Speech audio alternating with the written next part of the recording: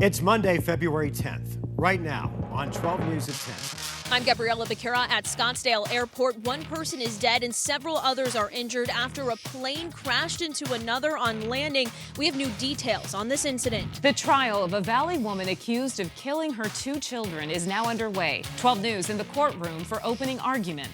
I'm meteorologist Chris Dunn tracking some stormy changes out here in the Pacific that will really impact our weather later this week. And a new housing development in the West Valley is getting a lot of attention for its unusual proximity to a gas station. 12 News at 10 with Mark Curtis and Caribe Divine starts now. Good evening. Newly obtained surveillance video shows the moment that a Lear jet landing at Scottsdale Airport slammed into a parked jet there. We're learning the Lear jet belonged to Vince Neil, the lead singer of the rock band Motley Crue. A spokesperson for Neil says he was not on board. The crash, though, did leave 1 person dead and 3 others hurt. Thanks for joining us tonight. I'm Mark Curtis. And I'm Caribe Divine. 12 News journalist Gabriella Becerra has been following this tragedy all evening long. And she is joining us live from the Scottsdale Airport. And Gabby, you've learned some new details tonight about who was on that plane. That's right, Mark. Caribe. It's a much more quiet scene out here right now as emergency crews have left, but those planes remain, though it is hard to see in the dark. In the last hour, Motley Crue confirmed the pilot died in the crash. The co-pilot, Vince Neil's girlfriend, and her friend were injured but do not have life-threatening injuries. The National Transportation Safety Board is on scene investigating what exactly went wrong. To go around, we just had an emergency. A small jet arriving at Scottsdale Airport Monday afternoon scrapes the runway before slamming into a parked plane. The pilot was instantly killed. The co-pilot and 2 passengers were taken to the hospital with serious but non-life-threatening injuries. Our thoughts and prayers for the individuals on the aircraft. It's certainly a tragedy that occurred. Airport officials say a Learjet 35A was coming from Austin, Texas, and attempting to safely land at the Scottsdale Airport when officials suspect something went wrong with the plane's landing gear. It appears that the left main gear failed upon landing, resulting in the accident. The Learjet crashed into a Gulfstream 200 business jet parked on the off-ramp. The Learjet is owned by Motley Crue's lead singer Vince Neil. He was not on the plane. His girlfriend and her friend were passengers. In a statement, Neil's attorney tells us in part, Mr. Neil's thoughts and prayers go out to everyone involved, and he is grateful for the critical aid of all the first responders. Motley Crue adding, quote, "Our hearts go out to the families of both the pilot who lost his life and the passengers who suffered injuries." Jet Pros LLC, a private jet charter company based in Scottsdale, says their Gulfstream G200 business jet has external damages. They say no one on board was hurt. In a statement, the director of operations tells 12 News in part, "We are saddened to hear about the lives lost and injured. Our condolences go out to the family members of those by this terrible accident." And the Scottsdale Airport remains closed tonight. Officials are asking people to avoid the area while the NTSB investigates. And Motley Crue announced they will soon have a way for people to support the pilot who died in this crash. Live in Scottsdale, Gabriella Becerra, 12 News.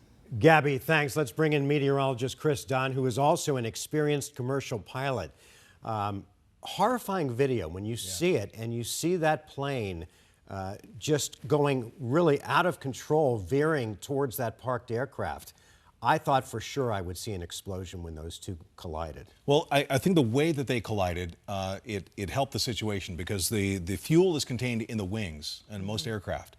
And so with one approaching from behind, they didn't really rupture the fuel tank, so there was no source of fuel for a fire. So that was the good news, if there is any good news out of this situation. And so it was the landing gear, right, that failed on that aircraft. I mean, how difficult is it as a pilot to try to control a plane that has faulty landing gear? Very difficult. And they probably had no idea that something was going to go wrong with the landing gear, because there are indications in the cockpit that will give you, it's part of every pre-flight checklist, gear down, 3 in the green. They probably had 3 in the green, indicating all 3 landing gear were down, but it was when they touched down that the left landing gear apparently collapsed, causing that directional control issue and an abrupt left turn off of the runway. You can see all of the rocks and the dust and everything being kicked up as they departed the runway, crossed the taxiway, and hit that parked airplane. So you're more or less, as the pilot, a helpless passenger at that point. There's not much you can do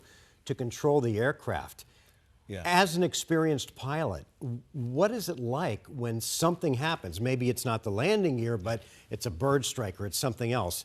Talk about the startle factor. Oh, it's definitely real, and that has happened to me before as well. When something happens and you totally don't expect it, there's going to be a 5, 6, 7 second delay at least when you realize what's going on, what's happening here.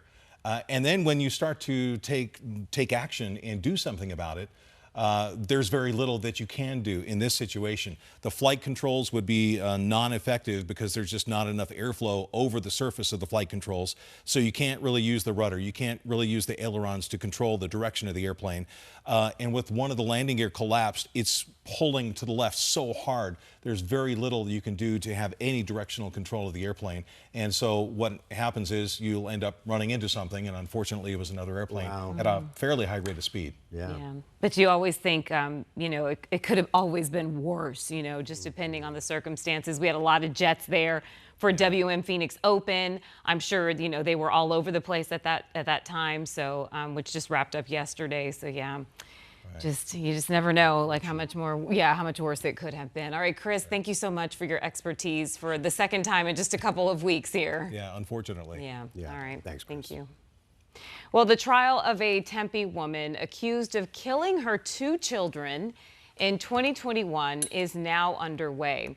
The Yuan Inua reportedly told police that she heard voices that told her to kill them, and she has pled not guilty. 12 News journalist Erica Stapleton was in the courtroom for opening statements today and is here now with that story. After they were sworn in, jurors were told that this case is going to be hard to hear. Defendant Yui Inoue and her then husband were going through a divorce at the time her children were killed. Jurors sworn in, and Yui Inoue's murder trial is finally underway.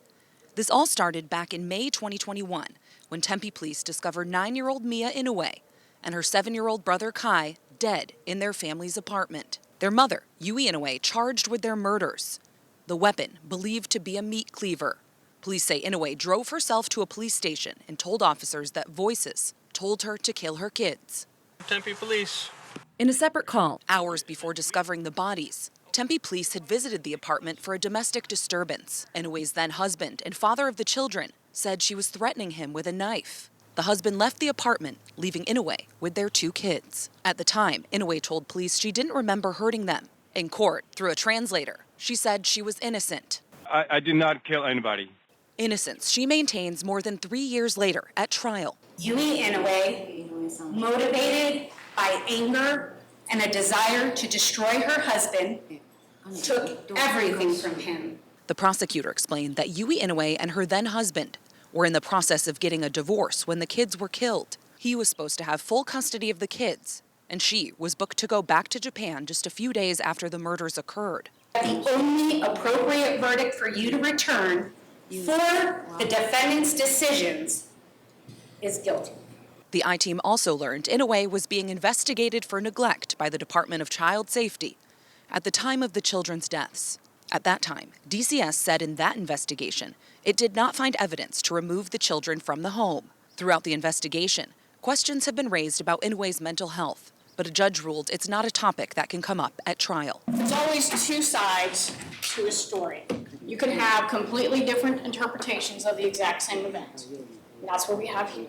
Her defense attorney urging jurors to pay close attention to the evidence and the witnesses taking the stand. I will ask you to find my client, Yui Inoue, not guilty. Notably not in the courtroom during opening statements, defendant Yui Inoue herself. She waived her right to be in the courtroom because our camera was there. So far, the jury's heard testimony from the defendant's now ex-husband. This trial is expected to go through next week. Erica Stapleton, 12 News. Erica, thanks. Developing tonight in Yavapai County, the Brady fire is threatening homes near Pine Flats. Officials are telling people who live in that area to evacuate.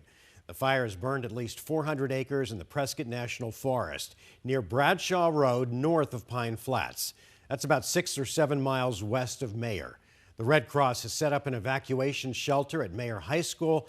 We have more information posted right now on 12news.com. Well, snow, rain, and cooler temperatures are all in the forecast for Arizona this week. Meteorologist Chris Dunn is back with us.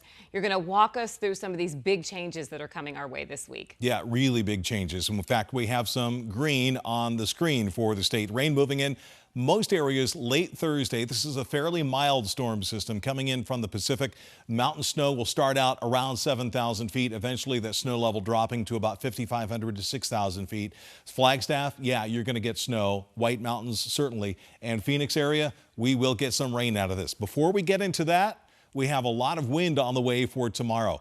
This could enhance in not a good way the fire danger for tomorrow. 33-mile-per-hour winds in Flagstaff, 40-mile-per-hour winds in Show Low with a wind advisory in effect basically from Flagstaff along the rim back to Show Low, and a red flag warning in effect for southeast Arizona. We'll time out everything with our futurecast and when you can expect the rain coming up. Chris, thanks. We're keeping you in the loop about all things happening in the West Valley. A new housing development is turning a lot of heads because of how close it sits to a gas station. 12 News journalist Jade Cunningham takes us to this community. Location plays a huge role when it comes to buying a property, some really looking for that convenience. But in this case, is it too convenient? Where's the parking going to be? Yeah, where's the parking going to be? There are plenty of questions. No, I've never seen anything like this before. Surrounding a group of new builds. I was like, this is just so unique, different. That some say are putting the quick in Quick Trip. I guess if you're trying to get a beer late at night and you can't drive, you can walk across the street, but that's about it. I mean, it's just doesn't make any sense. The homes located near El Mirage Road and West Olive Avenue are in the process of being built and are a literal stone's throw away from the gas station and convenience store. To back out of your driveway, you're almost backing into a parking spot at the QT. It doesn't make any sense. The layout has some confused. If the houses that are closest to the building were flipped around 180 and they had a brick wall between the QT parking lot and their backyard, that'd be one thing. But realtor Yarelia Orozco says the development's quirkiness, You know, there's a buyer for everything. may bring the appeal. I feel like people are just trying to come up with something different, you know, to see what works in a way, to see if it'll sell. Because in reality, the market right now is, you know, it's kind of harsh. Arizona is huge. It's going to continue to grow. They're going to continue to build homes, and I feel like they're gonna build them wherever they find the spot. Still, as some try and make sense of it, Did you think it out before you actually move forward with the project? they can't help but smile, saying the location, while unusual, is making these homes truly one of a kind. Yeah, I just can't wrap my head around it, honestly. And is definitely something to talk about. Jay Cunningham, 12 News. All right, Jade, thank you.